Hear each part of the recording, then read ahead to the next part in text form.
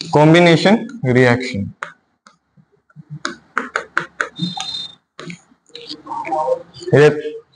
याच्यात काय होतं, कॉम्बिनेशन म्हणजे कंबाईन होत असतं.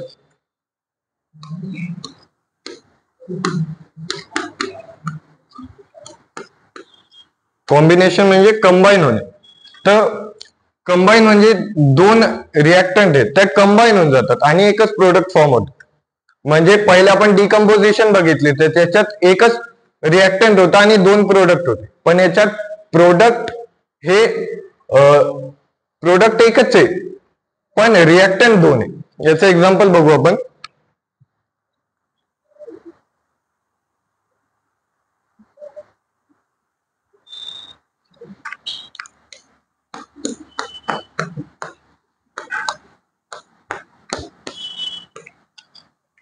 CA प्लस N2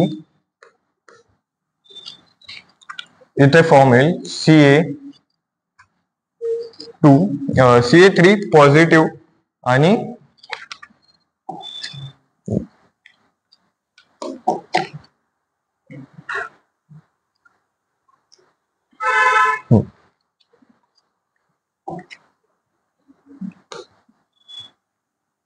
यार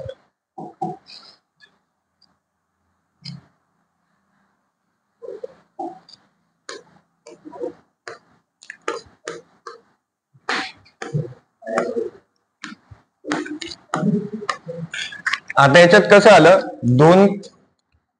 दोन रिएक्टंट होते, हे दोघही मिक्स झाले, कंबाईन झाले आणि एकच प्रोडक्ट फॉर्म झाला. त्याच्यामुळे याला काय म्हणतात, कॉम्बिनेशन रिएक्शन.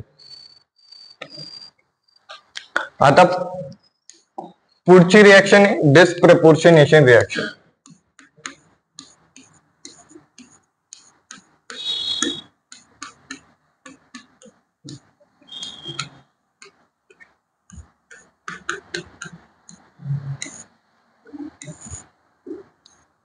आता डिस्प्रपोर्शनेशन रिएक्शन मध्ये काय होतं, प्रपोर्शन जे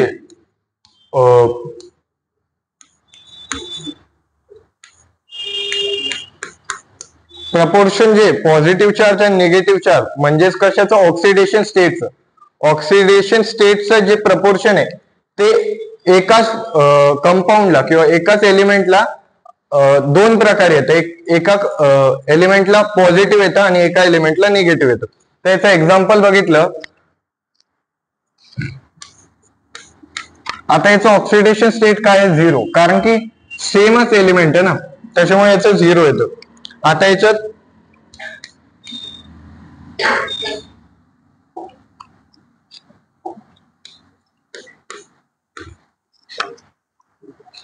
NaOH ऍड केलं,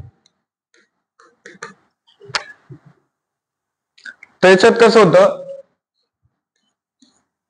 PH3 फॉर्म होतो. पण PH3 वर जो P आहे हा जास्त इलेक्ट्रोनेगेटिव्ह आहे हायड्रोजन पेक्षा, म्हणून याच्यावर काय येतं, -3. इकडे 3 आहे हायड्रोजन, त्याच्यामुळे याचा ऑक्सिडेशन स्टेट -3 आला. आणि दुसरी गोष्ट फॉर्म होती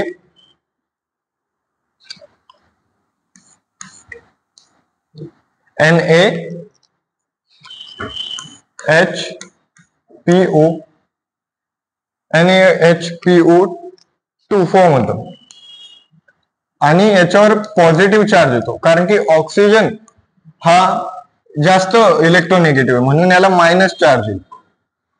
तर आपण इकडे बघू शकतो की यांचं जे प्रपोर्शन आहे हे अपोजिट आहे, पूर्ण अपोजिट आहे. इकडे निगेटिव्ह आहे आणि इकडे पॉझिटिव्ह आहे, त्याच्यामुळे याला काय म्हटलंय, डिस्प्रपोर्शनेशन. प्रपोर्शन उलट झालंय म्हणजेच अपोजिट झालंय.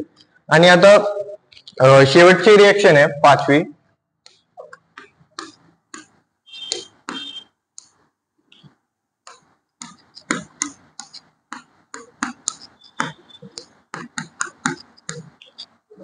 कम प्रपोर्शनेशन रिएक्शन.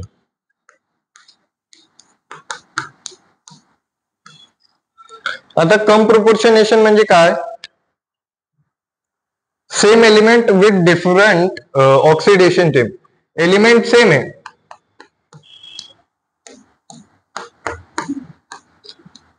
एलिमेंट सेम आहे, पण त्यांचं ऑक्सिडेशन स्टेट जे आहे हे डिफरंट आहे.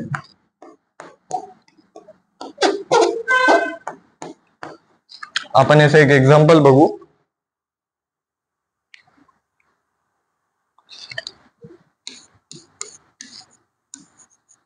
H2S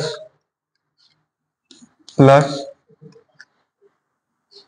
SO2. जेव्हा आपण याचा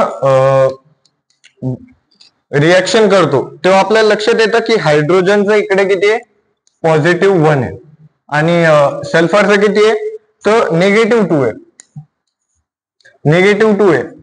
आपण लक्षात येतो की सल्फर जो आहे हा हायड्रोजन पेक्षा जास्त इलेक्ट्रोनिगेटिव्ह आहे, म्हणून याला -2 आलं.